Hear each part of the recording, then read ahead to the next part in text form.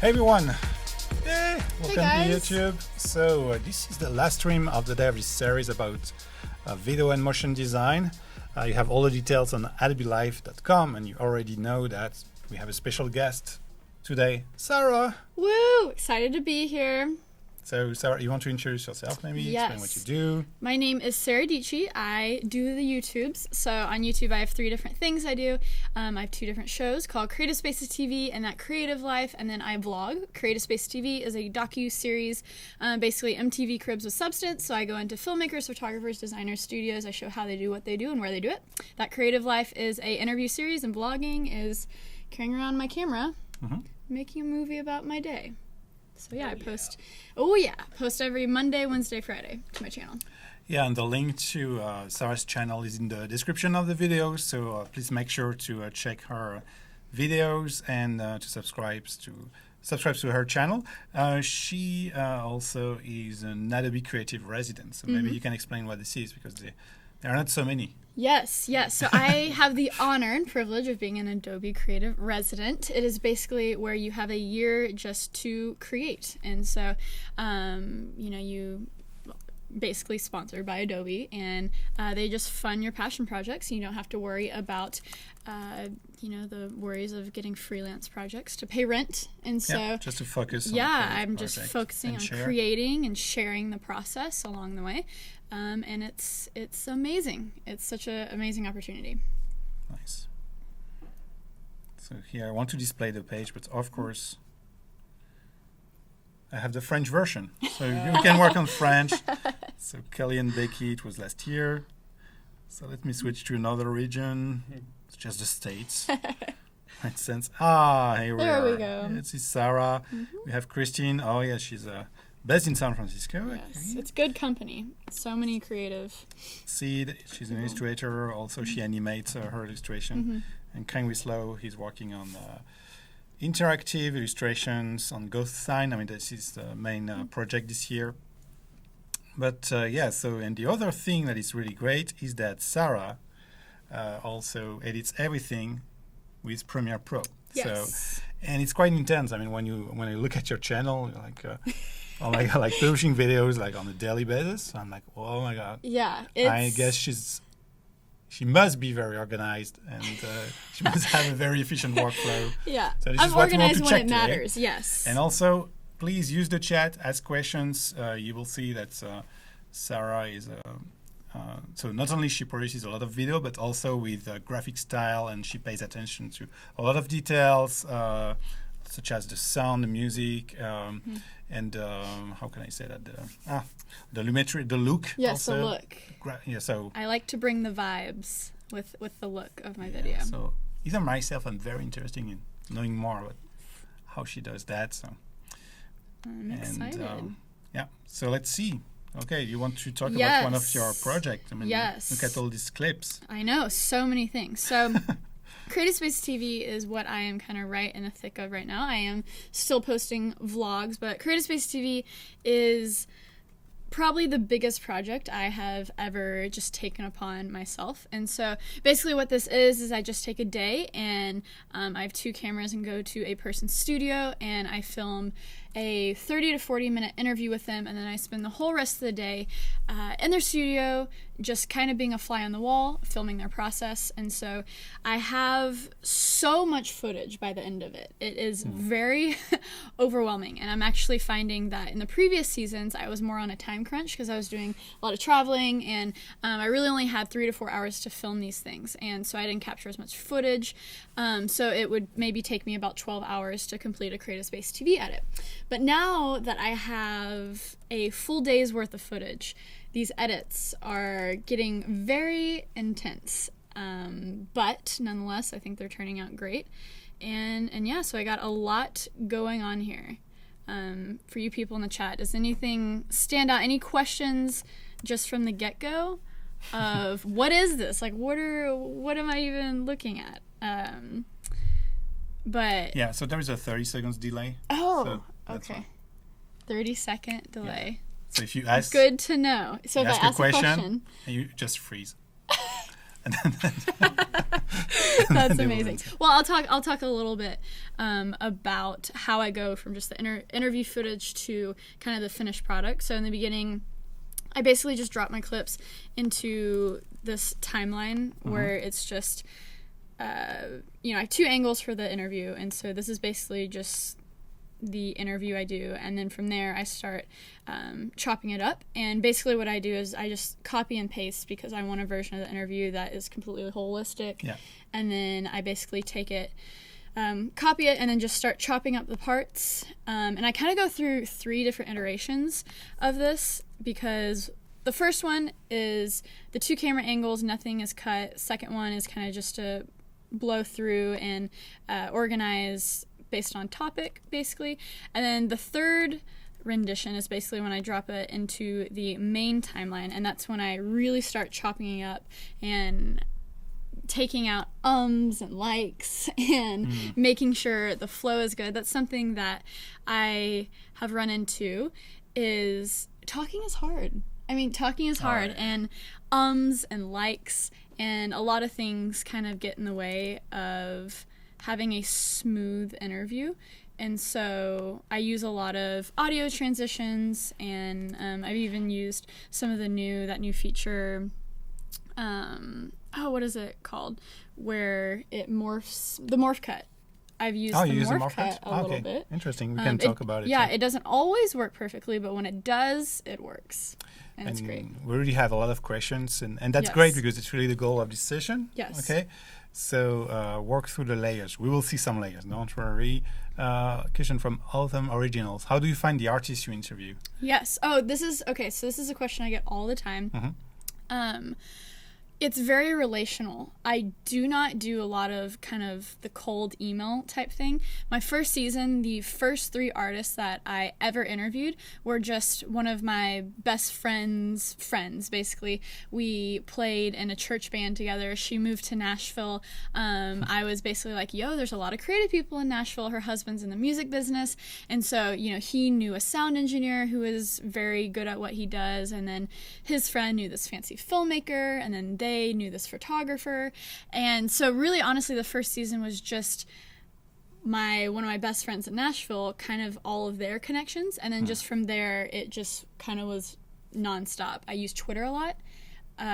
Twitter connected me to another person for the second season that was friends with the guy from the first season. Okay. So it's very relational. It's very, it's a good balance of relationships, but then also interneting and reaching out on Twitter and showing that you can provide value and actually make good content, so they are all about it and want you to film them.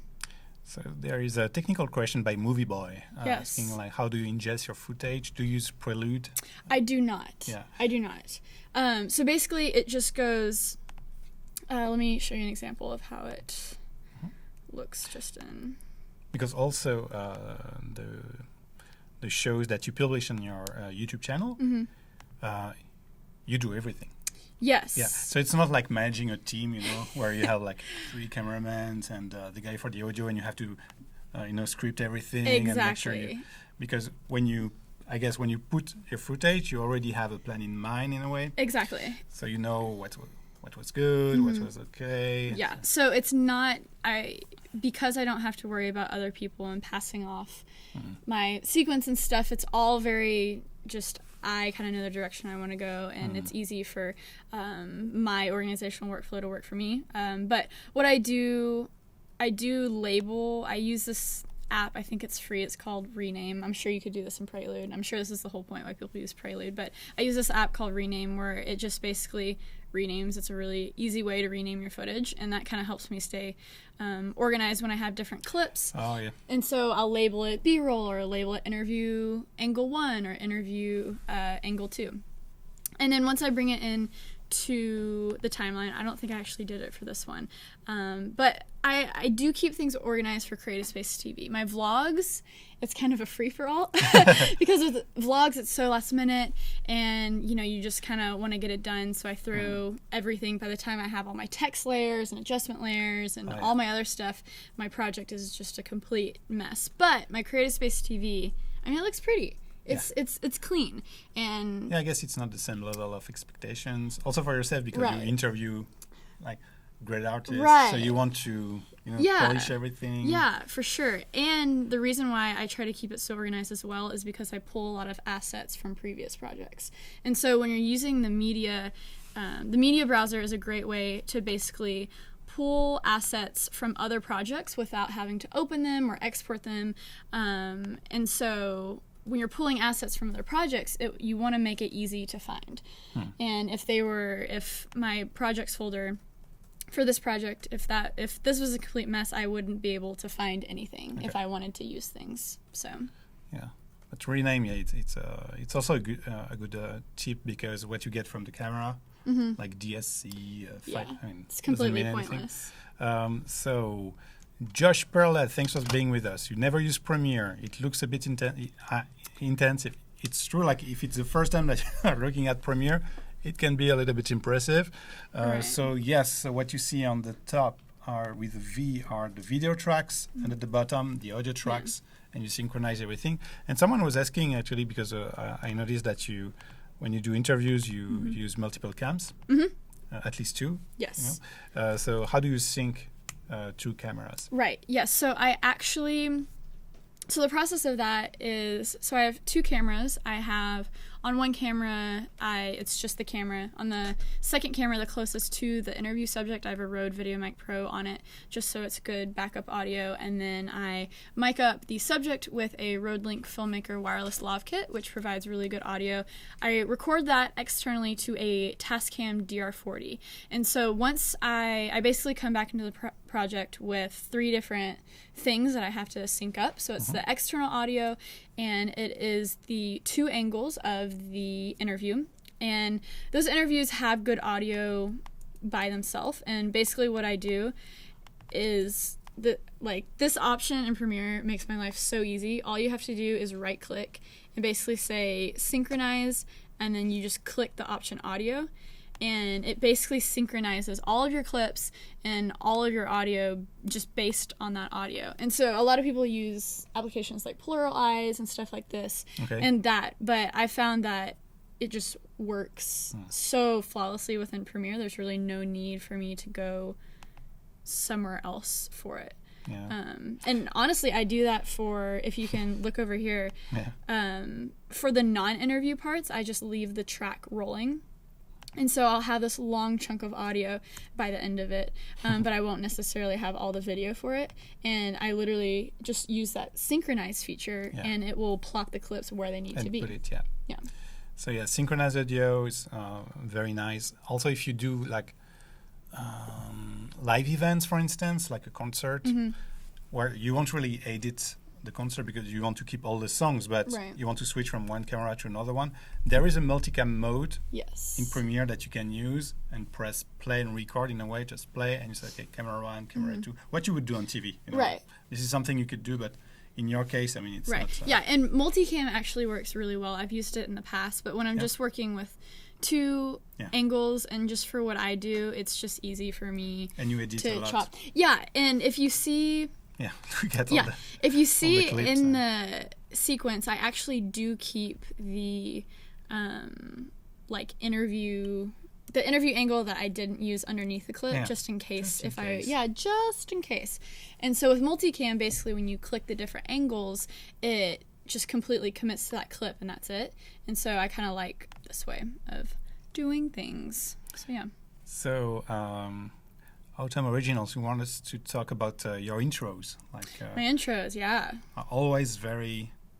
So maybe like in general, because your intros are very how can I say it? Not glitchy? Iconic, but like like you're right in the mood. Right. Yeah. And so how do you approach that? Right.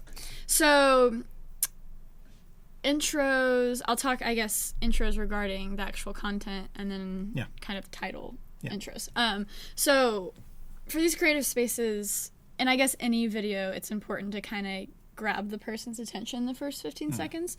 And especially with the last one I did with this girl, Gloria, who makes bicycle helmets, I did kind of like a 1 minute voiceover intro type thing, which was kind of different. But I think what you do in the first 30 seconds really determines if people are going to stay.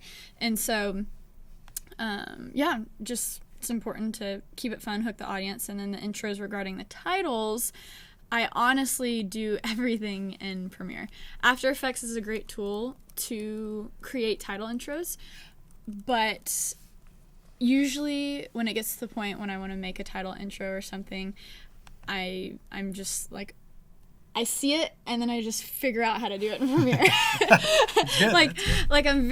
I've always been, I love, if you look at my earlier YouTube stuff, I am always very into glitchy and very fast cut things.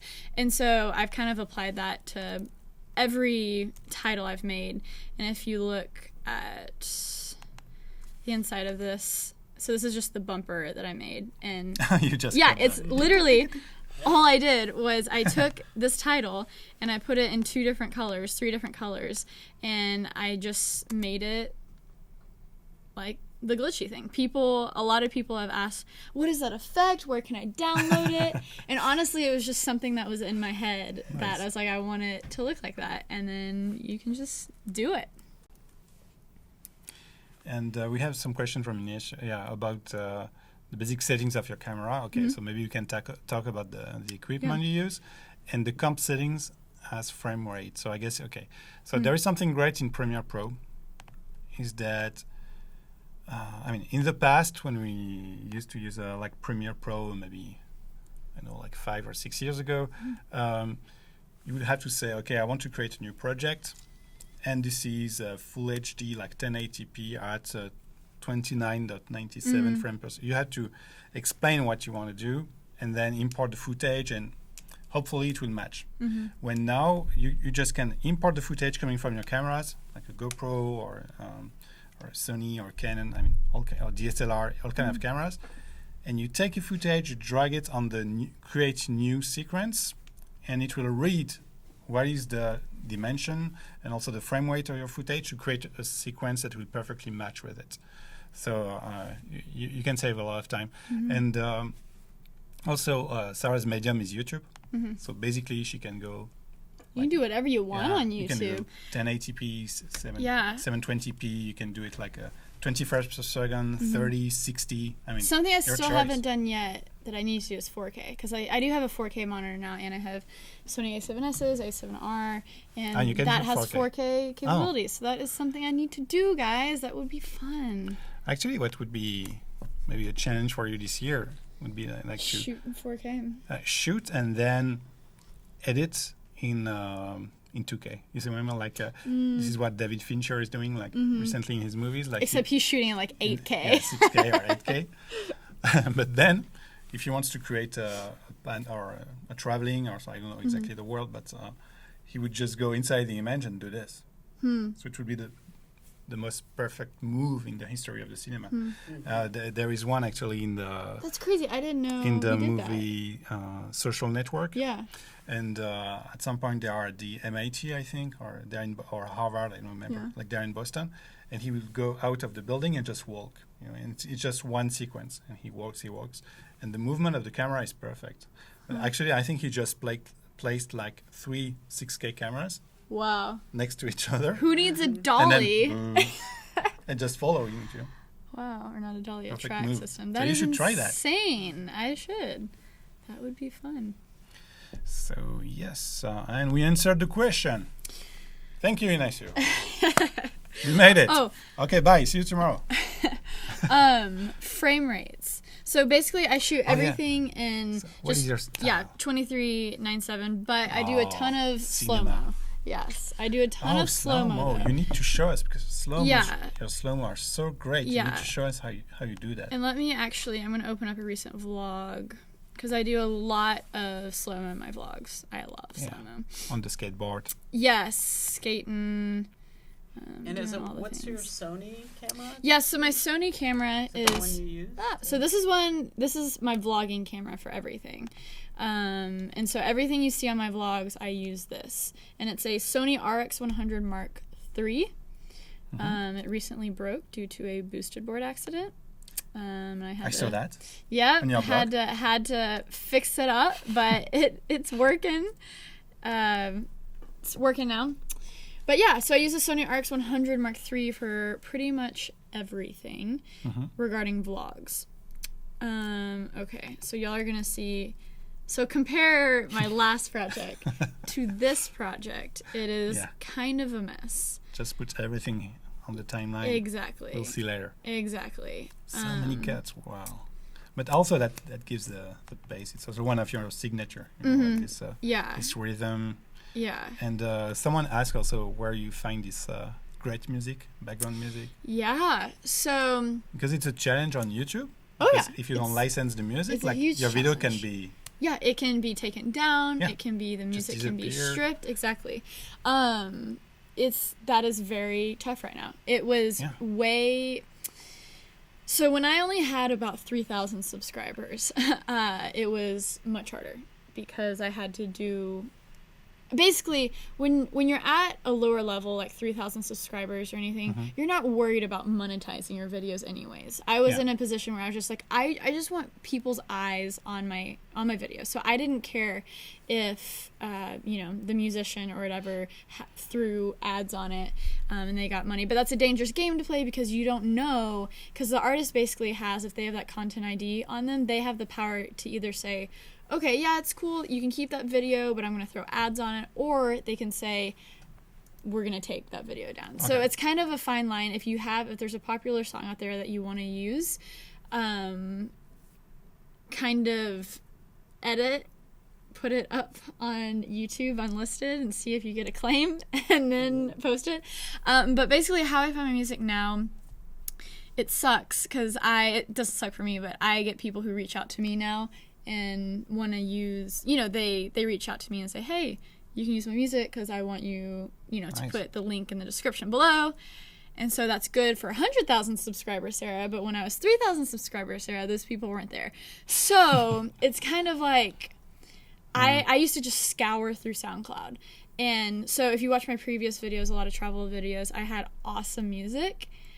And it was like, fantastic music, but it was from SoundCloud artists, and so they just threw ads on my videos. But usually if you go on SoundCloud, find music on SoundCloud, you're very rarely going to find artists that take videos down. If anything happens, they'll just throw ads on it. But don't freaking go and try to put a Taylor Swift song on your video. You just kind of have to be smart about it. Yeah. So it's definitely a challenge. So. And you have some love from India. Wow. Woo, I love it. It's be very early in the morning, maybe 6 a.m. I love it. Where are you from? Maybe you can tell us, guys, in the chat. Yeah, where's everyone from? We have people from India. And so basically, we want with to slow-mo. show slow motions. Okay. So this very, very important. Yeah. To master your slow motion these days. So basically, how my footage with vlogs and any other project really is, I used to just do everything basically in one window like this, and I'd like double click and see, okay, like what is that and stuff. But now it's so much more handy. I don't know why I didn't do this in the past, but just to double click on your footage and create a new one and basically have it in the thumbnail mode, because then you can see your footage. And so, but a hack, it's my most proud hack that saves me so much time, and I don't think anyone has said it before. Dallas, Texas, yes, Chattanooga. Nigeria, I used to live in Nashville. Egypt, I Germany. love it. So basically, half of the stuff I shoot is slow-mo, and half of it is not. So when I bring in all my footage, it's obviously the same color label. But what I do is I organize my clips based on frame rate, and I basically just take the 5994, which is going to be my slow-mo. And then I highlight it, and then I just label it a different color. And so once your slow-mo is labeled a different color, when you are in this mode and you really don't know what is what, when you drag that clip down into the sequence, it's going to be pink instead of blue, so I know it's slow-mo. I mean, you can make a slow. Yeah, exactly. And then, but I guess it's a setting on your camera. So when you anticipate like I will shoot something, I think it will become a good slow-mo. Yeah. So exactly. I put like 60 frames per second.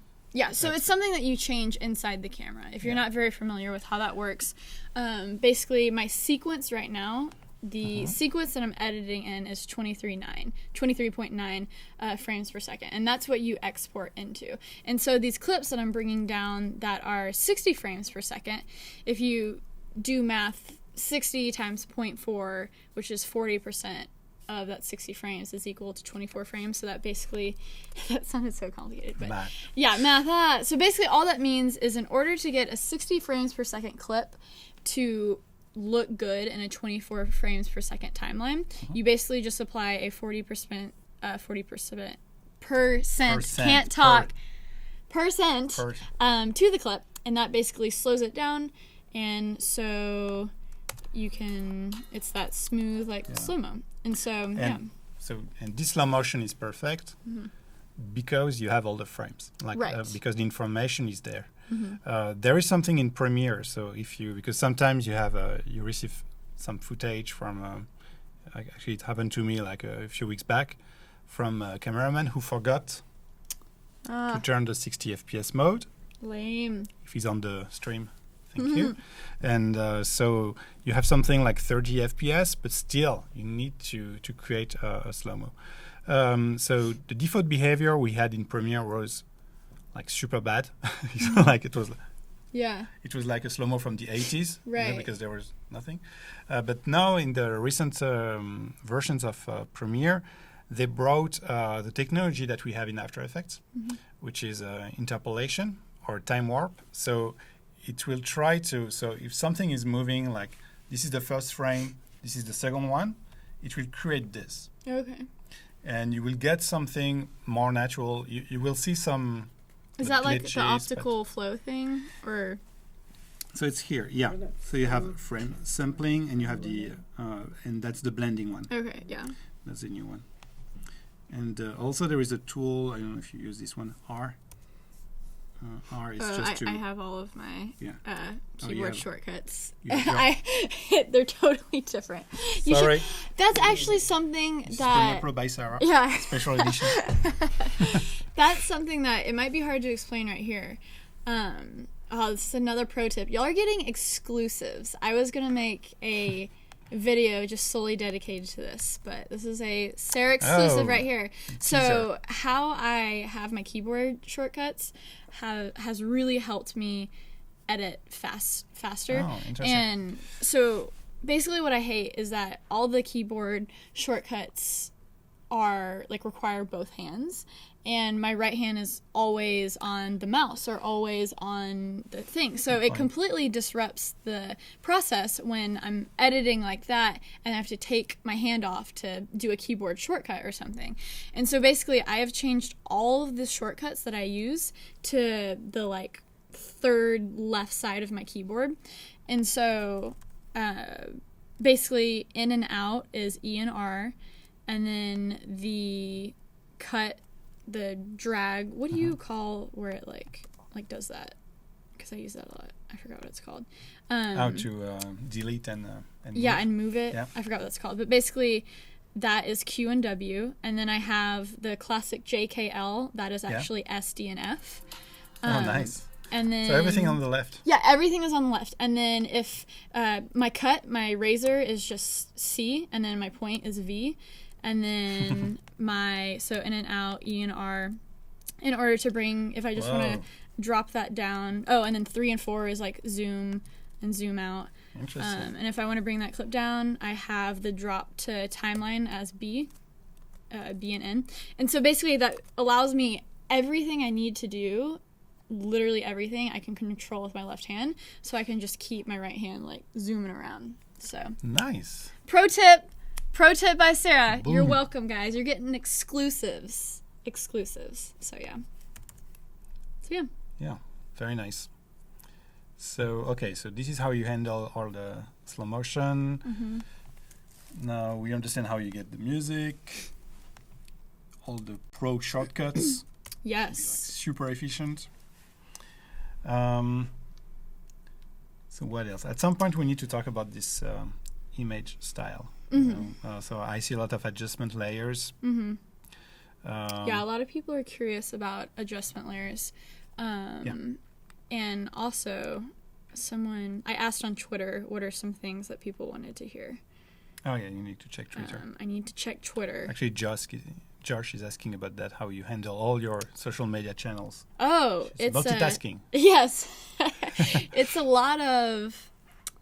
It kind of runs over into my personal life of I maybe sometimes come off as kind of spacey or miss a meeting here and there because I'm always just like, all the things, but it's fun. Keeps me on my toes. I don't have any signal in here. Oh, I can go on Twitter on here, right? Yep. But yeah, rock them hotkeys. Because actually, what's funny is that the video editors, even before Premiere, we don't use a mouse. Really? So so that's what they would just have one keyboard and they would do everything like like a J, K, L, and they would do everything just with keyboard shortcuts, no mouse. How do Let's do they that with grab a clip? I don't know, like copy paste. I mean, I guess they had ways, but yeah. now it's sort of like we are so used to the trackpad and Right. the mouse. That's, I mean, Right. And that's so the more, because I use the keyboard so much more now. And basically, I only use the mouse to grab clips because even now I've gotten into the flow. If I need to drop the clip, I'll just use it's normally comma and pyramid, period. I can't talk today, guys. it's a Pyramid. new key, yeah. It's a new shortcut by Sarah. And so yeah, I use the keyboard so much. And once you figure out what shortcuts work for you, it makes the process so much faster. So, because yeah, everyone is different and stuff. So, gotta love the awkward. It works well when you're watching a video, but the awkward frames. But yeah, so any more? So yeah, we'll see. So a don't lot of hesitate. people are a lot of people are asking why 24/30, and honestly, just a choice, I guess. yeah, it looks better to my eyes. I hate watching. So there's this. I don't want to call it a fad, but just this movement recently that people were like, oh, my cameras shoot at 1080-60 now, so I'm going to record and upload at 1080-60. And if you're not watching a cheetah running on National Geographic or you're not watching video games, things should not be at 60 frames per second. Yeah. For me, it just, I don't know, it makes me sick to my stomach to watch it. Maybe it's because I'm more attentive to stuff to that, just because I edit videos. But I don't know, the whole point of just 24 frames per second just looks smooth to me, and it's natural. I feel like it's what you see with your eye almost. And and as you say, Film movie look. boy, like the cinema industry, the movie industry for more than let's say 60 years, we're still podcasting at 24 frames per second because it was just the pace of the projector, and it's enough. Yeah. But also it adds some charm because 60 frames per second, I agree, like super realistic. It almost looks fake because it's so... Like, if you've ever So seen those close to- super fancy TVs that the Yeah. quality is so good where it looks like a set. Yeah. You know, if you watch a Big Bang Theory or something on a super fancy TV, you'll watch it and you'll be like, that looks like a set. It doesn't look like real life. And that's how I kind of feel with high frame rates is if you've seen... So movies like The Hobbit and stuff, Yeah. I had to walk out. That was actually shot in 48 frames per second, which is double 24 frames.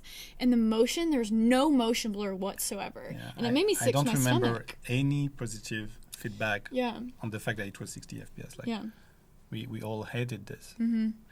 The human eye can only see 24 frames per second. No, it's higher. Because you can notice it. You can notice the difference between 24 and 60. So Yeah. yeah. But I would say that 24 frames per second is enough to feel a smooth movement, you know, to understand all the steps. Because like 15 frames per second, we feel that something is missing at 15. You know, it looks choppy. But 24, we can understand what's going on the. Yeah, it's the end of the day, so I won't end this sentence. I will just keep it like this. Keep it in the air. Yeah. Jason didn't like The Hobbit either. What's up, Jason? I know Jason from the Twitter. Oh, yeah. From the internet sphere. Good to see some of you guys on the stream. Jason. Movie Spanish. Oh well, Looks old school. old school to me. Yeah, maybe Yeah. TV. You know, Yeah. there's this also like. I mean, like honestly, TV 'cause- news. Yeah, and people like to watch video games in high Yeah. frames per second, which is understandable. And a lot of National Geographic wildlife is in high frames per second, and so there's a time and place, but it's very limited. Just because your camera can shoot 1080 60 frames Yeah. means you can now shoot 1080 slow-mo, not 1080 freaking. Yeah, that just I'm not a big And fan. remember that your footage will be twice heavier. Yes. You know, like and Yes. and also for the your viewers, like Mm-hmm. to get the video through YouTube at 60 frames per second, it requires more bandwidth. Yeah, Yeah, I didn't even think so- about that. Yeah, so a lot of questions regarding adjustment layers. Yeah. So this is to give your special look, also the identity, I would say, Mm-hmm. of your videos. I mean, on top of the bass, the music, Mm-hmm. the topic, and you being on the stream, is also this look. Yeah. So in all my vlogs, I kind of have a very blue/orange look. And I'm the type of person that I shoot everything in digital, but everything I make in digital, I try to make as much as possible look like film. it's with all of my photography, I haven't done photography in a while, but when I take nice pictures with my A7S and A7R, basically what I do with that is I bring it through Lightroom and apply VSCO cam effects into it to make it more filmy. And so that's kind of the idea that I have with video is I have a good plugin through Magic Bullets. And something that is handy though, do not start and just go looking for presets and relying on presets heavily. What allowed me to really tune in a look I like was because for 6 months, all I did was stuck to the Lumetri panel and stuck to the effects inside Premiere, and that actually really helped me learn, okay, what is like an S-curve do to the video? What does this do if I pull down the highlights or push the shadows? Or if you've never seen, so if you don't have any presets or anything, a really good place to start is this Lumetri color panel, which is actually kind of recent. Didn't you all add this It's recently? very recent, like 1 year ago. Yeah, I remember the moment you guys announced it, I was like, yes, that's exactly what I need. Actually, let me show you more. Yeah, show me more. So you want to hide this? You Yeah. want to work on this Yeah. footage? Okay. So we added this like as an effect, but also there is a workspace. So Oh, right. Yeah, I'm Yeah. not a big... Yeah, So- click on it. Yeah. okay, just to show that on the right now, you will have the kind of UI you get in Lightroom. So you work in Lightroom for your pictures. Yes. And we have a lot of users who are very familiar to Lightroom too. The sliders are key. And the sliders, and now you get more or less the same feeling. And you have the scopes, Yes. so you can go like here with basic correction is really what you would get in Lightroom. Right. Yeah, and it's super, if you're used to editing in Photoshop or Lightroom with the sliders, it transfers nicely over Premiere. And something that I don't use scopes now, but I trained on them literally for a year. I had this audio visual class in high school where we used the program that shall not be named, Final Cut Pro 7, and Final Cut 10 is the one we don't talk about it because it's so terrible. Final Cut 7 had the same vibe as Premiere, same layout, but it had a lot of good Lumetri panels and scopes.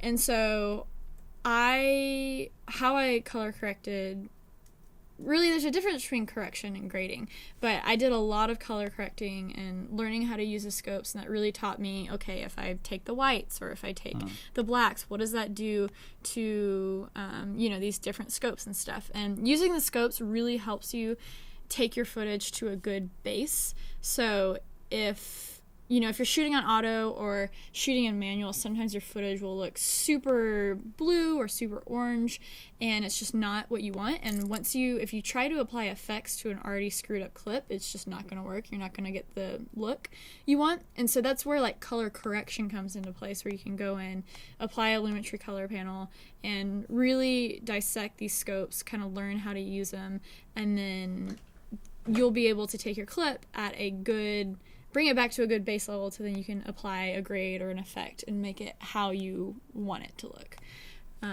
But yeah, right now with vlogs and the pace at which I edit, I have gotten good just with my eye. You have your settings. Yeah. You, depending on the shot, you know where to go. Yeah.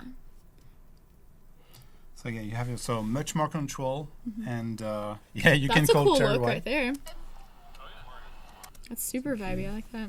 And there is so you also have like some film emulations, like the classic one, like Yeah, Fuji, Kodak. That's something really handy in this too. Is they And you can have built put it, like, in. less intense or very intense. And what I like is this one. So you see, for instance, you have the flag here. So we can just make the red pop or just desaturate, because you can say, okay, now this is distracting. So I just want to find this one and make it curvy, or make sure that I want the blue to pop. I mean, I really like the UI of this. Yeah. Of this, and then you have the color wheels. So this is more for professional color grading.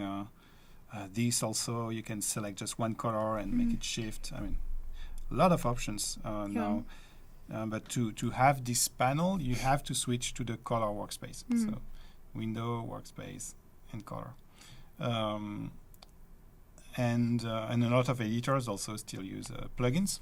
So I think that's your case, right? Yeah. So basically, I use. So I've hidden the adjustment. So and you can maybe delete the imagery. Yeah. Thanks. Let's see. Let's get on a shot that I really like how it looks. No.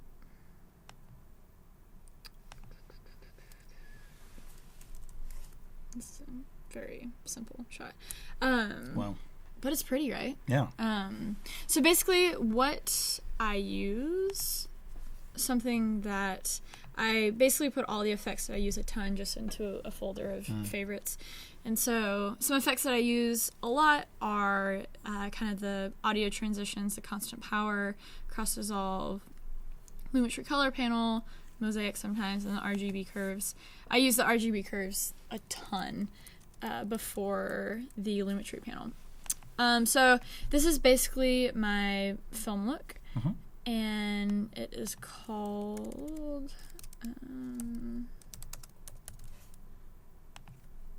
oh yeah, it's just film. So let me actually this. And so basically, this is just a preset from Magic Bullet film looks. And so right out the get-go, when you just double click it, like, it doesn't look good. And so this is where it comes in handy to really know what the different got some stuck in my throat real quick. Hold on, Don't talking die. rain break.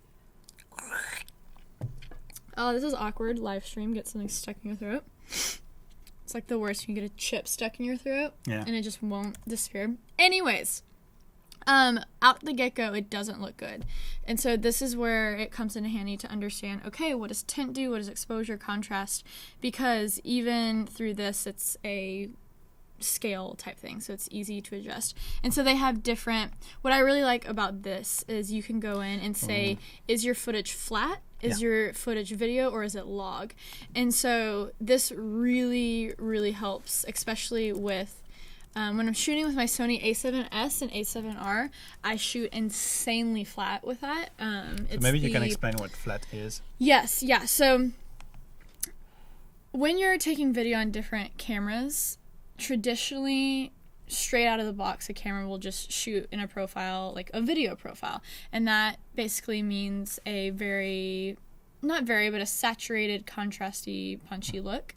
And ready to be published. Ready to be published, Legible. basically. Yeah. But when you do that, that limits the flexibility that that clip has to be color corrected. And so when you shoot something flat, basically what that means is it... I'll show you, even this is, hold on. The Sony RX100 is one of the only point and shoots that you can actually change the profile in the camera. That's why it's so awesome. It does so flat. Wow. yeah, so this is basically So a nice. Yeah. Sony RX100 flat. And actually, it's a very good Profile. example. And so here, there's obviously color in it, but it's flat. And so it gives you the flexibility to do the color grading that you want and to really tweak how much saturation you want, how much contrast you want. And so with this, so basically that's kind of the before and after. Yeah. That's the gray that I put over it. And then I love grain, and so I put grain over literally Some grain. everything. So with this footage, for instance, it's a very good example of why it's better to shoot flat, because if you look at the shadows, in flat you still see the details. You can still feel in the shadows of the building, the geometry and everything. I'm sure that you take your camera with the classic settings, you will just have something black. Right. You lose all the details, and then it becomes impossible to get some texture back, as you do the color grading or just the layer style. And so yeah, let me show you what. So there's flat, and then there's really, really flat, like and super that's flat. basically log, or there's different profiles for different cameras. And Log so, is log, not flat. Yeah, yeah, like the Sony S-Log. Yeah, Yeah. you have it all like yeah. Log is like, it's just if you have no context of what log is, it's kind of confusing. So I guess log is just what goes to the sensor, and that's it. Like there is just what the sensor gets of the camera, and you get all the pixels, and that's it. Deal with it. Yeah. A little bit what we would do with raw files in Lightroom. Raw Yeah. pictures. Exactly. So Creative Space TV has a a different, nice, like shot. a different look to it. But basically, I mean, Wow. that That is is super flat. flat. That is insanely flat. It's Insane. almost to the point where it's like, where is the color? And so oh gosh, what did I shoot in? So this is PP7 log 2, I think, in my A7S. And so I honestly think it's too flat.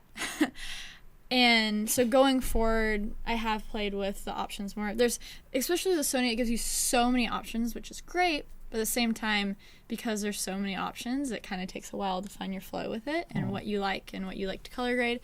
And so personally, I like to find a happy medium, because professionals, people will say shoot as flat as you can go, but if you don't know how to take that flat or that log and make it into what you want it to look like, there's no point in doing that.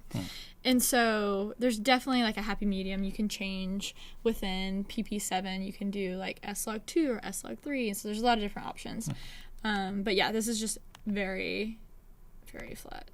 And obviously if you don't have time to color grade, don't shoot in something like that, because it looks absolutely terrible without any type of grade. And there was a good question by I Josh. used to use Cinestyle. Oh, In Josh? Cinestyle, yeah. And Josh, he was asking, like, when you have a movie like this, like, do you find like one setting for the entire movie, or you have to go into every single clip to make some adjustments? So that's why you see kind of all the crazy yeah. adjustment layer stuff. So sometimes I'll go on a roll, and one setting will look good for just a very long section of a video.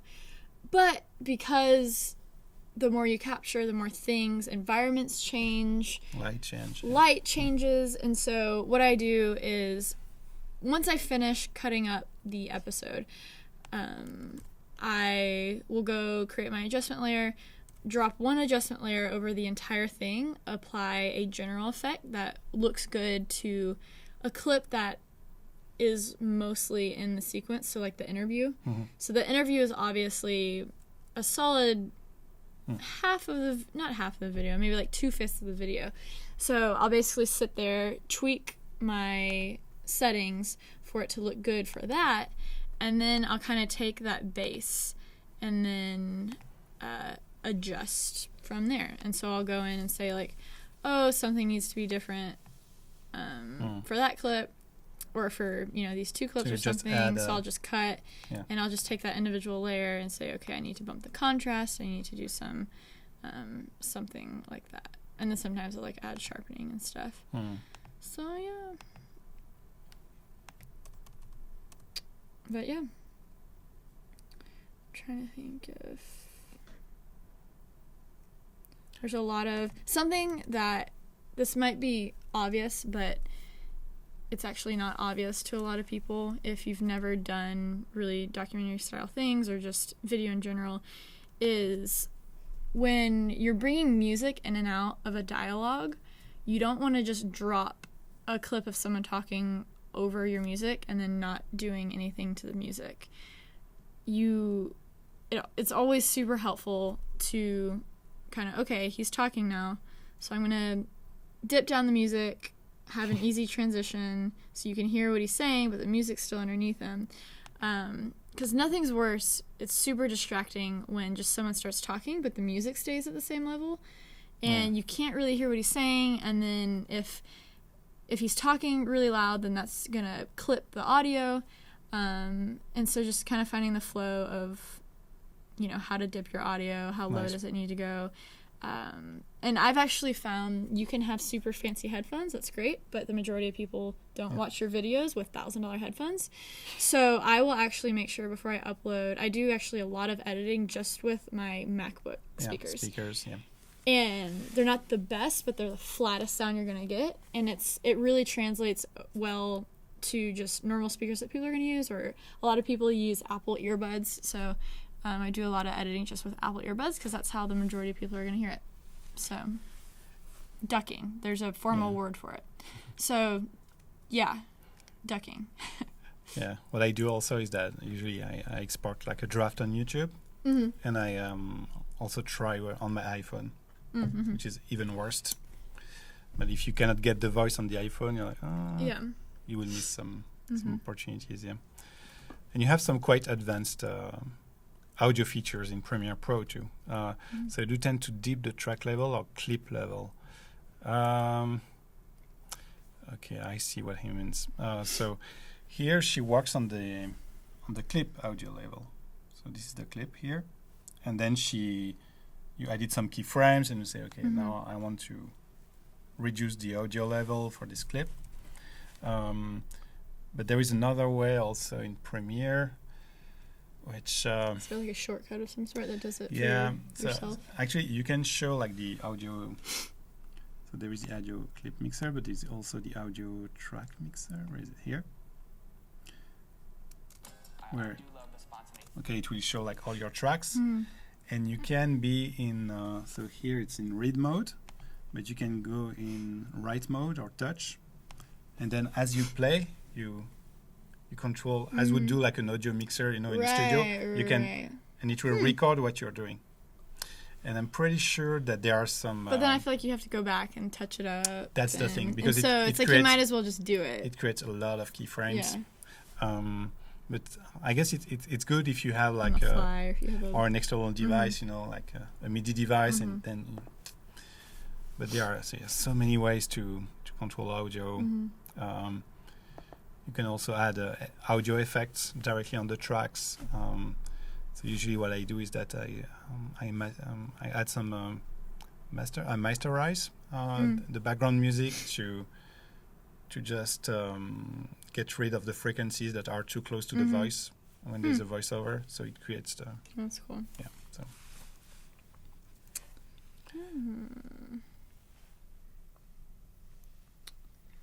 Organizing footage. Seems for organizing all our footage pre-edit aside from color coding. I mean, basically, I just organize it on cameras and cards and rename. So yeah. And how long does it take? Like, what is the not for the vlog, but for a video like this? Yeah, I need to record it. Next edit, I literally have an edit to do all day tonight and tomorrow for our next stream tomorrow, because hopefully I'll have a new episode out by tomorrow night. Whoa. And so I got some editing to do today. Like, I literally haven't started it, and it's going out tomorrow night. So when did you shoot it? Yeah, so like last week. Yes. Okay. Yeah. So this was actually shot like 2 weeks ago. And it's already. Yeah. So this season is very kind of last minute, and that's the cool thing. The nature about YouTube is you can do that, but with the future episodes, I'm definitely striving for more of a TV professional look, and so next season I can hopefully shoot everything, edit everything, really have time to put the final touches on it, and just make them. Because when you are in a rush and you're finishing them last minute, you know, maybe they don't get pushed as much that you want. You don't get to really focus on distribution as much because you just need them out there in the world. So next season it won't be as last minute. But right now I'm just like wanna get y'all's eyeballs on them. So yeah. Creative Spaces rock. Yes. Yes. It's true. Woo. Make sure to check all the episodes. And Jason is asking, do you use the Foundry's Nuke Studio for editing? No, she's using No. Premiere Pro. That's what is on the screen Isn't now. that node based? I don't do Oh node yeah, Nuke, based. yeah. I It's do not not based, do node but it's more based for editing. special effects. Yeah. You know, like for editing doesn't really make Right. sense. Yeah, I think there's a program called like Fire or something that my friend Flame. uses. Flame. That's node based, and I look at it, I'm like, how? Yeah. I don't get it. I don't. It's for very, very advanced special effects. Mm-hmm. Yeah. Okay, and the blue headphones and pro audio headphones. I mean, I have a ton of headphones, and I love music, and I'm a audio. Do you say Nice. audiophile? Is that how you say it? An audiophile, or is it audiophile? It's audiophile, right? If you care about music and PHILE. yeah, Audiophile. audiophile. Yeah. Okay. Okay. So I'm an audiophile, and I have tons of headphones, and I have in-ear monitors for when I played guitar and, like, you know, in my band or whatever. And so I have the full spectrum of headphones and stuff. But I think it serves for different purposes. But for the final product, you just want to make sure that you're listening to it the way the majority of people are going to be listening to it, and that is through Apple headphones or through just normal computer speakers. But you know, in-ear monitors, I use those a lot on planes because it really cancels out the noise and it's just in your brain. I also use Bowers and Wilkins. I love their headphones. Bowers and Wilkins has fantastic headphones, and the on-ear headphones just feel like pillows on your ears, which is amazing. And then the classic, I actually know really good headphones that are super flat. They're over the ear, and musicians and sound engineers use them. They're $70 Sony. It's the Sonys with the blue sticker on them. I totally forgot what they're called. But if you go on Amazon, type in Sony headphones, and they're like $60, $70 headphones. And these are the headphones that you will see musicians in studios using. You will see sound engineers using, just because it gives you the perfect amount of balance in between sounds, and it's just super flat, and it's the best way to hear stuff that you're editing, and it's just over the ear, and they're the big black ones, so you'll see them in videos of bands recording and stuff, and so yeah. Cool. No, I hate Final Cut Pro 10 so much. I used it I lasted about 2 months on it. And that's when I came over to the good side. Yeah. Premiere. Okay, there's the model. There's a headphone model. Oh, thanks. There we go. Mixed. Yeah. MDR 7506. yeah. Nice. Okay, so what time is it? Maybe it's time to give away a Creative Cloud subscription to our friends. Whoa! Yeah, what? What is happening? What? We gotta vlog this. Yeah, we're gonna vlog this first. We gotta vlog it. Okay, so to enter the competition and get a chance to win a Creative Cloud subscription, you need to type something in the chat, and the keyword is Premiere Pro. So you need to write a sentence in the chat. It can be, I love Premiere Pro, or I'm not sure about Premiere Pro, or Premiere Pro and bananas, like any kind of sentence, but you need to put Premiere Pro in the sentence to be eligible. And then Paul will run the magic script, and we will get a winner for 1 year Creative Cloud subscription. What? We're giving out Yeah. Creative Cloud subscriptions right now. Yeah. If y'all weren't in this stream, you missed out. You missed out. What an exciting time. And here you go. Yeah, you will see all the Premiere Pro coming. You already have one. Premiere Pro is my fam. I love Premiere Pro. Okay. Now we are Look at that. feeding Look the at that. algorithm. Where were you guys 10 minutes ago?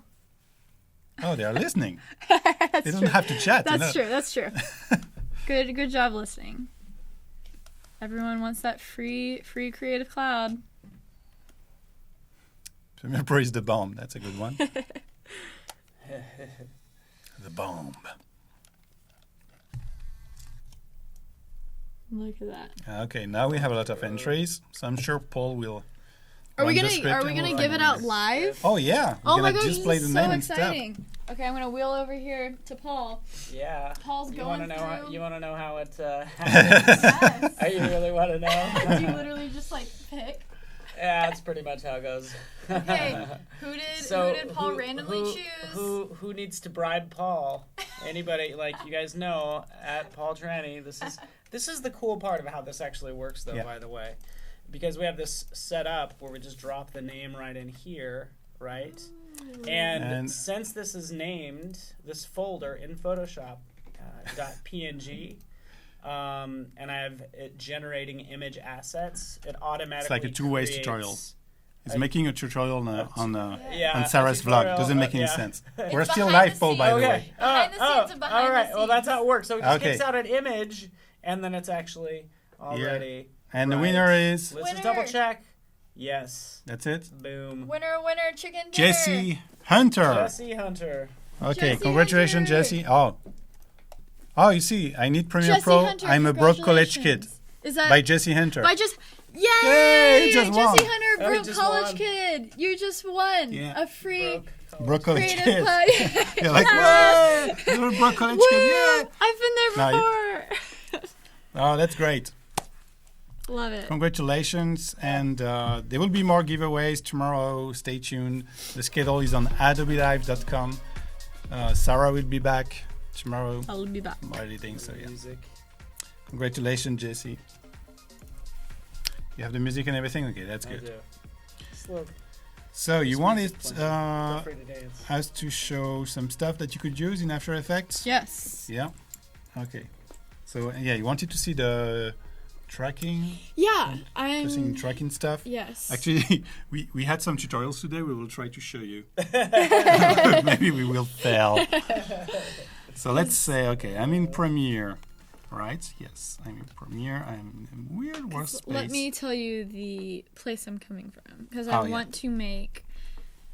Hopefully soon, in the next couple months, I'm going to be making a New York City apartment tour, and I want to make it super pretty and stuff. But as I do a apartment tour, I'm going to be showing off certain aspects of my apartment. So I think it would be super fun to have not just shoot up text on the screen, but to have kind of text floating, kind of Following anchored, something, you mean? yeah, or anchored on the Anchored? actual object that I'm talking about. Because the person who's going to be filming me will be kind of handheld, so it won't be a tripod shot or something. It's not going to be super shaky, but just to have, okay, he's pointing the camera at my computer monitor, and Sarah's talking about the computer monitor, so it'd be cool to have, the computer monitor model text kind of glued to it. Oh, yeah. Okay. So I just took some footage from Premiere Pro. See what we could track. Track is. Like You the- want to put it right on his head, yeah? Yeah, but Or it's the- kind of easy because he's in the middle. What about the bags? The bags, yeah. We'll see Yeah. it bouncing up. Oh, actually, we should try to write something on the bag. Ho-ho. Yeah, sure. Maybe it's a big challenge for us. We will try, Paul. You'll be. Try. Yeah. Getting fancy. Okay, help us in I'm the gonna- chat. I'm This will be gonna good. dig into some gummy bears and ask you Yeah. questions while you do this. Okay, so first, I'm in Premiere Pro, so what I can do is right-click and replace it with an After Effects composition because we need to jump to After Effects to do it. That dynamic link. Yeah. Okay, now I'm in After Effects, and the guy is still moving, so it's a good sign. And, okay, so we're gonna track this, I guess. Okay, let's try. So we'll double-click, go inside, and we have a tracker panel. So let me put it here. Tracker. So we can track camera, warp stabilizer. This is not what you want to do. Oh, do you use the warp stabilizer in Premiere Pro? Yeah, it's good. Huh? It's very good. And track motion. This is what we want to do. Boom, track. And we have a tracker here Oh, it does all the work for you. that we can move, and maybe we can track the angle here. What do you think? Yeah. I mean, We don't know. We will see. yeah, We will see. Yeah. Okay. And now I press play. Like And probably whoop, if we did it on that crease Oh! in the front of the we bag. failed. Is it too Like if you fast? put it there, the front Where? crease, kind of like that line, so it's on the actual bag. And it's weird. You're grabbing the center point. Oh, if yeah, you grab the see what you mean. Space. There you go. Yeah, like that kind of dark. You think so? That line. Or maybe here. Oh, yeah. Yeah, but the thing is it's that other Yeah, bag's yeah. it breaks with his leg, and that's why it splits off. Yeah. So there you go. Yeah, it's a Something bit like crazy. And this is the same thing that happens, Yeah. you know, to everyone. So you need to fix to Yeah, everyone. it's- Thank you. it's- yeah. Okay, let's do this because this worked more or less. Yeah. Okay, so what did I track? I didn't even know. Okay, position. We can track also rotation and scale. Rotation. Position and rotation. If you could do both. Let's try Position and both. rotation. Huh, Yeah, that's doing true. better. Okay, and now I have a tracker. Okay, so let's add a new layer.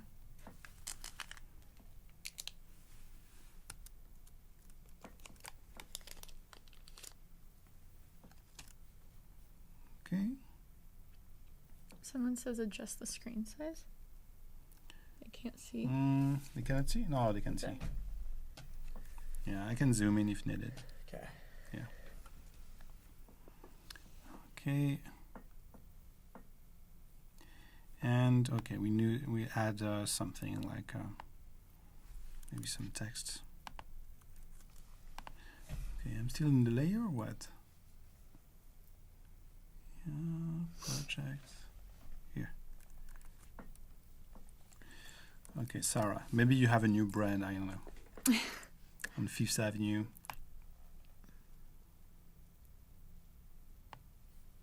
What is everyone's experience levels out there with After Effects? Oh, they are very good. Some of them Beginner, are. expert. You will see. Type in the chat, guys. I want to see. You will see. They're very, very good. Because I'm in the middle between beginner and intermediate. In the middle. One time I did a not a music video, a lyric video. And so it was very text heavy and very like text animated heavy.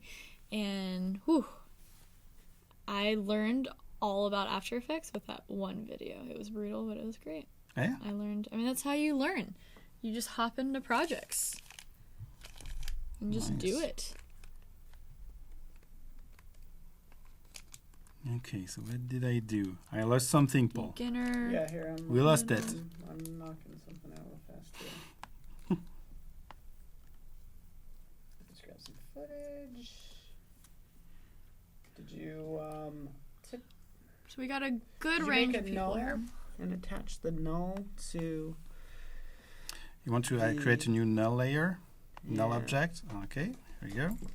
Yeah. It's the then I null. need to attach. Hold on 1 second. So here, motion trackers, tracker 1. With 2 points, or oh no, just need 1. And we have the attach points, I guess. This is the one we want to bring. Yeah.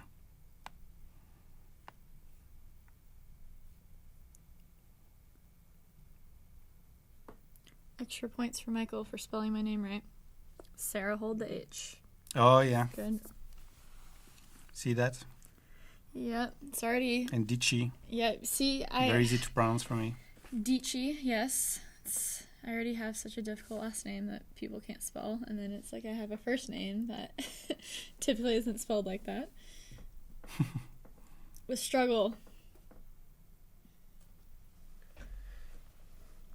Do you have your null? And if you have the motion, you need to Yeah, edit I have the tracker target. here.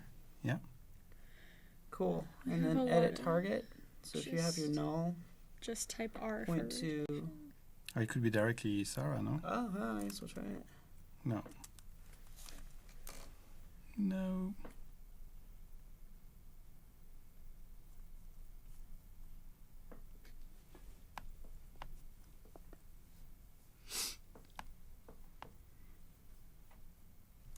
But definitely attach it to the null. You're gonna have to attach the null to the motion target and then attach the text to the null.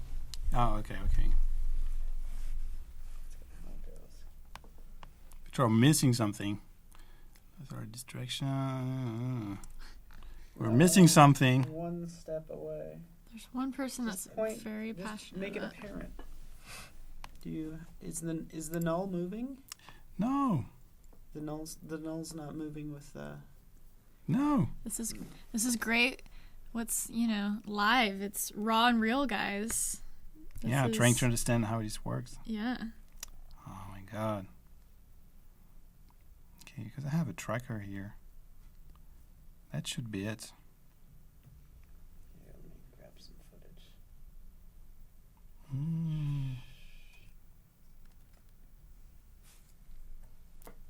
There's some footage. Okay, I'll do with this footage. This is fun. Video lab. Maybe we should watch an Adobe Video tutorial lab? on how to track. Yeah, maybe. Actually, it's something we will cover tomorrow, so should be useful. Yes, maybe Oh my god. we'll touch base on this tomorrow too. Yeah. That's weird. Usually it's not that common. Okay, it's a fail. Well, Work on we'll, it, Paul. Yeah, It's a no. fail. Give me some time. Let's see, what's something we can talk about? Wow. Yeah. Are there any other things in After Effects that... Because I do a lot, like all of my workflow is in Premiere Pro. And so the only time I go out of Premiere is for maybe like ending slates in Photoshop. I'll change them in Photoshop. So do you see any other reasons to like why? Choose After Yeah. In, there like, is one a that is cool. simple- Yeah. Okay, let's go back to this guy. Here. Back to the senior. Everyone was very opinionated that he is a senior, that he is an older man. I don't know why people... So yeah, so there is this feature which is how to create animated titles, but that are dynamic. So you just create one template, and then you can modify the properties of the title, like the title 1 and subtitle, directly in Premiere Pro. So you just create once, or you can ask someone to create for you an animated title, and then sorry. Okay. Yeah, that was lame. Sorry, Mohammed. We're working on it. We Yeah, just we- missed Now something. it's we just missed the like connection. I'm adding the type. a bunch But of we're on it, trolls we're on it. talking about Harambe and editing in a toaster. Twitter hats. I did bring a Twitter hat. I just don't have it on right now. I'll wear my Twitter hat for you guys in a vlog this week. A hat. Yes, I'm known for a hat, my Twitter hat. Yeah? I'm very passionate about Twitter, Nice. and so they hooked it up and gave me 4 different colored Twitter hats, and I wear them often. Nice. Yes.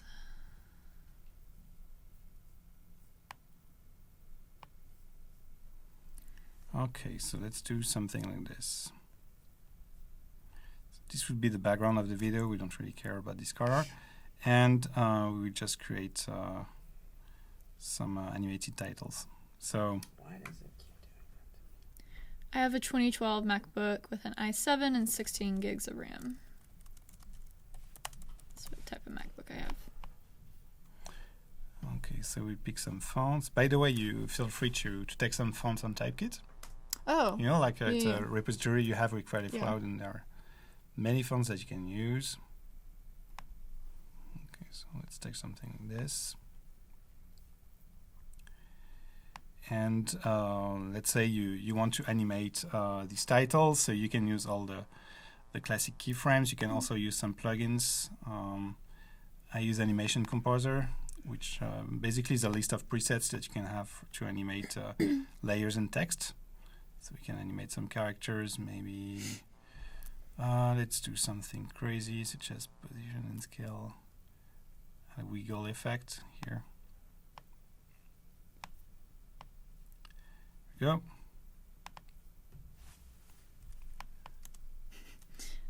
Josh, I'm not sponsored by LaCroix, but hopefully eventually we can collaborate on a project. I have reached out to them. They seem open to it. I have gotten the iPhone 7. I got the iPhone 7 Plus Silver. Whoa. I'm a silver person. Nice. Okay, so just one animation. Here we go. And maybe create another one for a subtitle.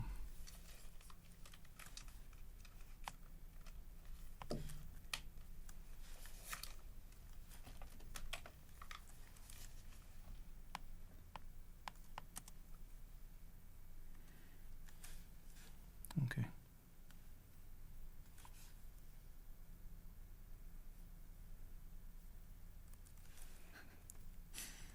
Here.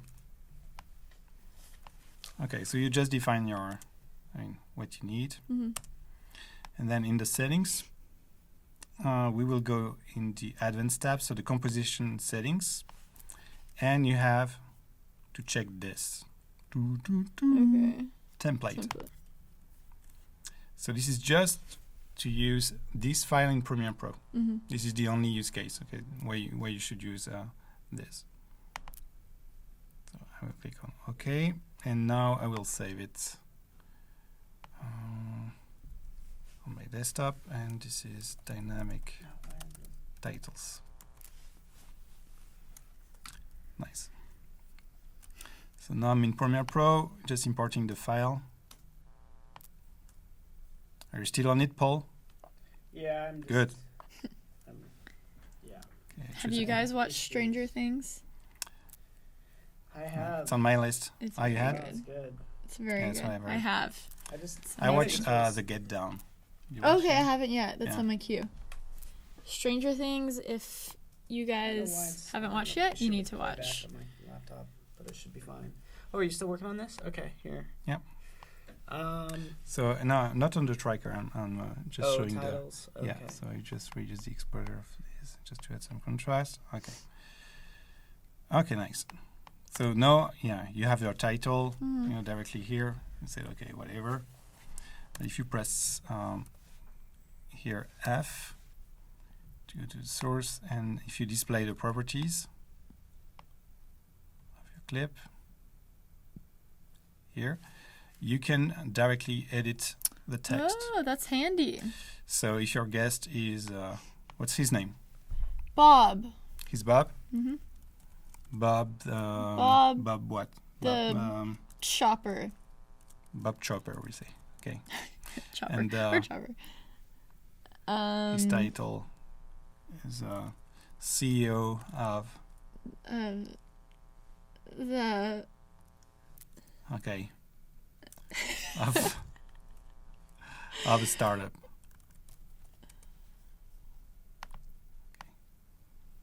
Okay. Go. It's supposed to update everything. Oh my god, what's happening now? Did it What? save? Go back No, to the you don't have to properties? save. Or I mean apply. I guess it's still launching the direct link with our little friends in the back with After Effects. Usually it's real time. I mean, come on. You saved it? Yeah, so it's supposed to work. I don't know why it's super slow. Maybe because I'm streaming at the same time. It's supposed to edit everything, so you don't have to call your motion designer to change the text and everything. It's a direct link. Right. Josh, I have been wanting to watch Atlanta. I've heard here we go. amazing things about it. It's because After Oh, Effects is it was on now? After Effects was launched in the background, so that's why it was messing with the dynamic link. So now you can directly edit the text. So that's a handy way. Make a template. So basically I could have done that with Creative Space TV or any of my other things. So you can go into After Effects, make that template, and then edit the text accordingly in Premiere. Okay, now it's in real time. And you keep the animations. And so here I'm just animating the text, but of course you can decide to have rectangles coming, all kind of shapes. Any kind of effect basically that you can create on text layers, you will keep everything. Okay. So that's what they are using in on TV channels. Right. They just have a template, like for So the it's news and easy everything. to- They just change the Right. properties, and now you have it in Premiere Pro. Yeah, that's handy. Hmm. Francine said the first time she did text tracking, she literally did frame by frame. I died. Oh, frame by frame. I died. You don't have to. There's a lot of stuff that does it for you. But you do have to go in sometimes and adjust accordingly. Thanks, Jewel.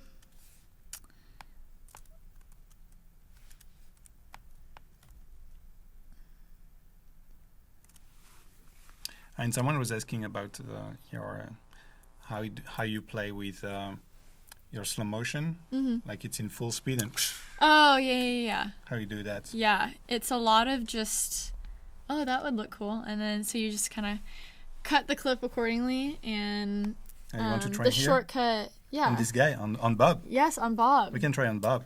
Yes. What was So- this shot in 23 or 24? He takes his time. So yeah, I guess we don't have a lot of frames, but maybe we can make him Yeah. fast first, and so make him faster. So I'm using R, the official shortcut, Right. to activate the rate stretch tool. Okay, so now he's a. Let's see if you want to chop things up, because usually I'll take one clip and I'll say, okay, how can I make this more interesting? And so I would take that clip, just press C for my cut shortcut, cut it, and then Command R to say, Yeah, to 900%, and then slow it stretch. Yeah, down. because you can also right click on the clip and then directly edit the duration. And it's the same thing if you just do Command R Command R. for the Yeah. Speed duration, and then you can adjust everything. Yeah, I use, because you can also do the interpret footage thing, but that just gets messy sometimes. So Yeah. I use Command R a lot. It's a nice effect, yeah. Mm-hmm. You see all the time.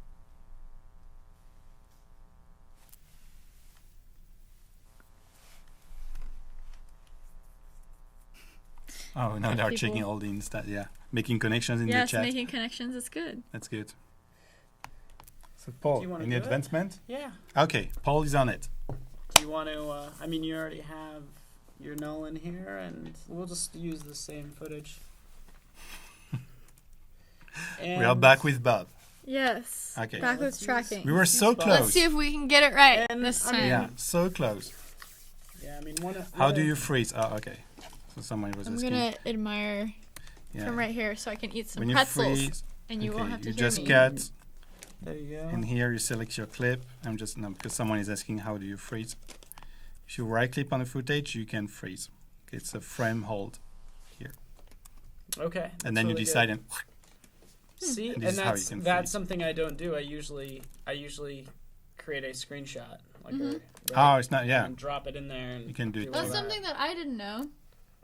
Yeah, That's and helpful. and we saw Oh. somebody do that in After Effects earlier today too. Freeze the motion. Yeah. So, Oh, in yeah. After Effects, yeah. Yeah, it was a keyframe. Yeah. So if you interesting. missed that, So raise Bob. that's a major key. Was that just when you right clicked? Yeah, right you click just right click on the So instead of and you have frame having to hold create- options, and you decide where do you want to freeze, like at the playhead or Mm-hmm. beginning of the clip and another clip. So usually we use it to extend, when you Right. So at you don't the have to end. take a screenshot and then import it back in. Yeah. Or you can do it. Cool. You decide. I mean, Yeah, turn that into a composition. you. I'm just staying away from the Boom. microphone while I eat some pretzels, guys. I'm not. You're good. I just don't want Okay. you to hear me munching. Okay. I would actually Okay. do like his ear because I think that's If you more want. detail that's not moving, or not. Is he moving enough to track his ear? We could do like he's moving enough. We're gonna notice it, or not. He's He's so bouncing stable. up and down. The hand? Yeah, we tried the hand. Okay. Okay, tracker. Yeah. Oh, okay. We could, I mean, maybe even something in the background might even work. Yeah, everything would work. But let's Someone try just his hand commented. Just, here. So This. yeah, can you zoom in on that? Just Command plus. Russell, I appreciate that comment. Because it's going to track, That especially Zoolander reference. the inside square. That's the part that's getting tracked. Yeah, so that's- this should be okay. Yeah, cool. Okay. All right. Yeah. Yeah. Cool. Did you hit play for edit the track for creating the tracking in the tracker panel? Okay, So here. we'll make sure we're at the beginning. We'll hit play. It'll start tracking each one of those points.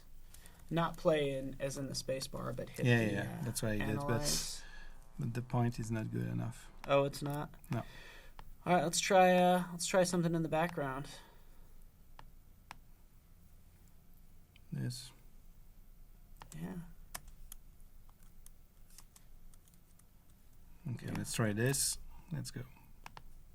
Cool. And then we'll just Yeah, yeah. just do that first part because that's being tracked. That's perfect. Okay. Now we can. So now we create a have null. something to track. So what do you want me to do now, Paul? Go up to layer, new null.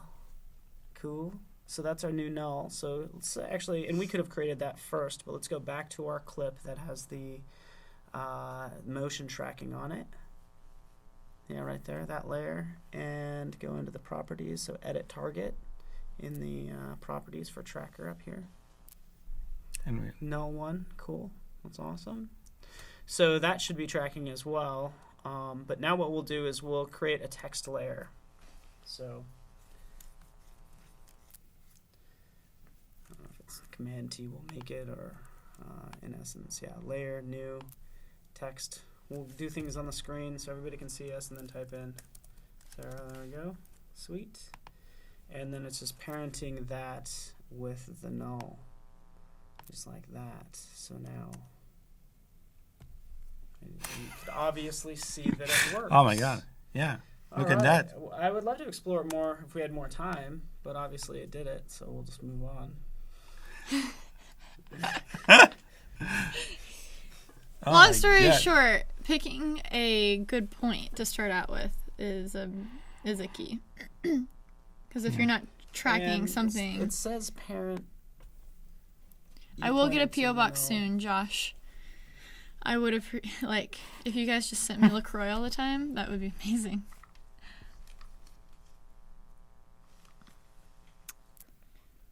Tracker works best if you do And you did one good light. motion tracking too. Yeah, You yeah. didn't do camera tracking, right? Got some self promo in the comment sections. Oh,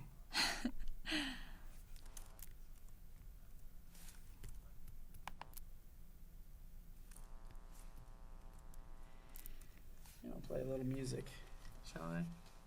Pump up the jams. Pump up the jams. Turn it. yeah, remember this one?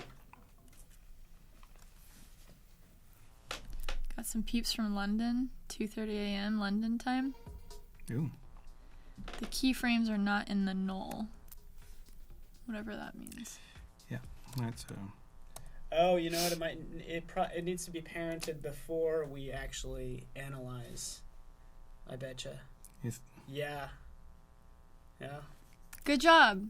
Think so? Team? Yeah, that's what I think. Because remember, they're actually going to be in both. yeah. I could be wrong, but you know what? Yeah, and- It's the best we got right now.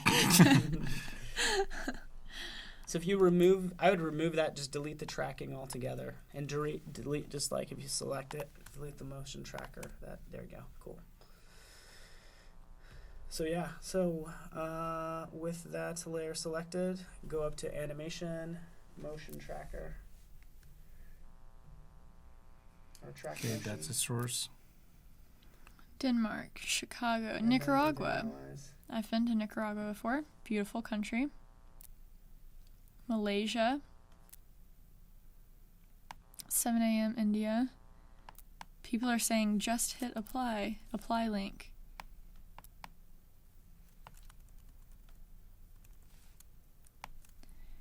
Oh, Jason, yeah, okay. You're traveling soonish. Have any tips? We'll watch Iceland vlog if required. Yeah, my Iceland vlogs are great for the travel vibes. Any tips? Where are you going, first of all, Jason?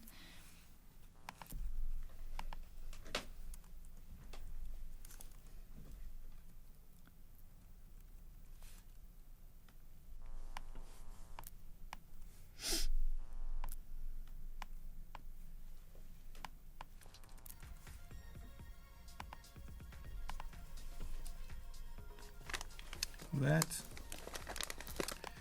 Okay, this is getting messy. And there is the apply, so yeah, I guess that was it. Maybe that's it. I don't know who said that in the chat, but Australia. that's very Yeah, good job, guys. Oh, you're going to Taiwan. I would love to go to Taiwan. good. Oh yeah. Tips. Man, I don't know, because Taiwan is just a whole different world.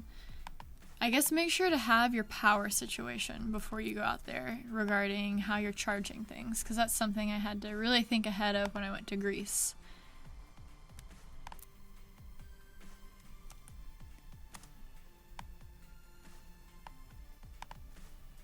A Vision, you're just like trolling now. With Who's your trolling? comments.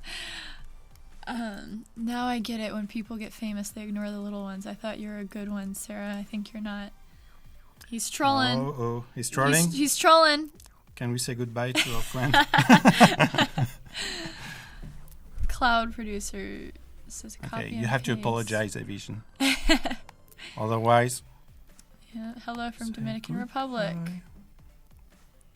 Hey, Dominican Republic. Oh, You get it? Yeah. look at this Yay. tracking.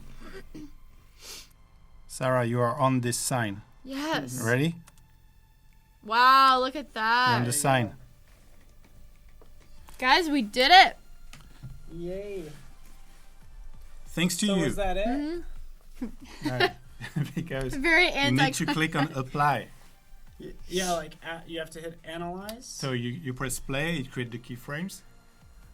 And then you click on apply. Oh. Look at Otherwise- that. See the. Oh, right Good there. job, people in the comments. Yeah, Everyone good was job. like, apply. That was it. It's like we're trying to apply it. Jesse, I'm actually going to be in Nashville next week. Oh, That will be fun. yeah. I am from Dallas, Texas.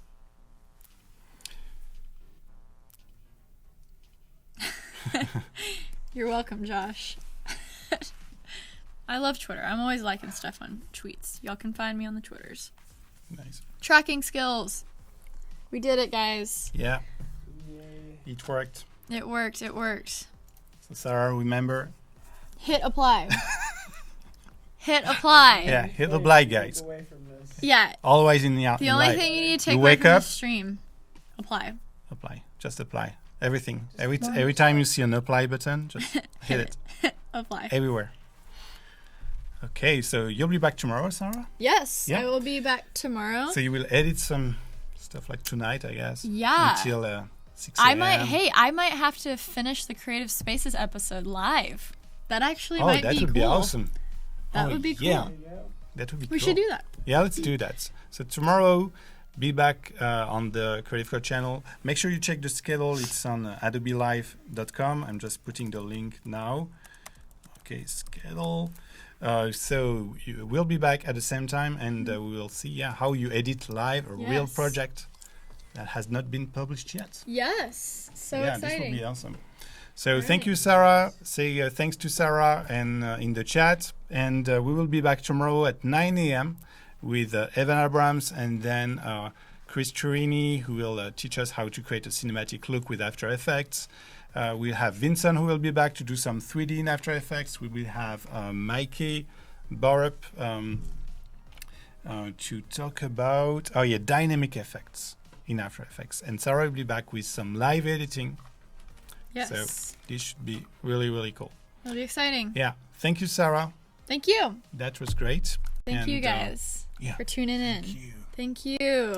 And there will be more giveaways tomorrow. Make sure you follow the Adobe Creative Cloud channel on YouTube to be notified when a stream will start. And also make sure to follow Sarah's YouTube channel. Woo. What's the name of the channel, like the real name? My name, Sarah Dici. No, my, I know, but my YouTube on YouTube, channel? yeah, there is something special, like Yeah. Peachy. Oh, well, Sarah Dici rhymes with peachy. That's kind of like my tagline. Oh, But that's it. but the URL is just youtube.com/Sarah Dici. My Okay. name.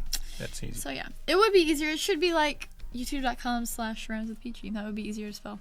But yeah, just Sarah Dici. But the link is in the description. Okay, thank you again, and see you tomorrow. Bye, everyone. Bye, guys.